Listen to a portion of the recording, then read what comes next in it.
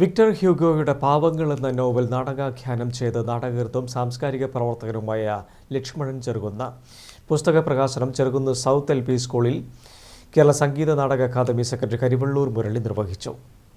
മനുഷ്യപക്ഷത്തു നിന്നും പാവങ്ങൾക്കായി അനാദിയായ ഒരു പിന്തുണയെന്ന ബോത്തിലേർ വിശേഷിപ്പിച്ച ലോകോത്തര സൃഷ്ടിയായ വിക്ടർ ഹ്യൂഗോവിന്റെ നോവൽ പാവങ്ങൾ മലയാളത്തിൽ പൂർണ്ണതയാർന്ന നാടകരൂപത്തിലേക്ക് മാറ്റിയിരിക്കുകയാണ് ലക്ഷ്മണൻ ചെറുകുന്ന.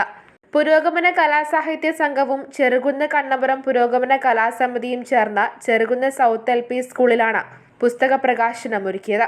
ചടങ്ങിൽ വെച്ച കേരള സംഗീത നാടക അക്കാദമി സെക്രട്ടറി കരിവള്ളൂർ മുരളി പുസ്തകം പ്രകാശനം ചെയ്തു. സംഗീതരത്നം കാഞ്ഞങ്ങാട് രാമചന്ദ്രൻ പുസ്തകം ഏറ്റുവാങ്ങി.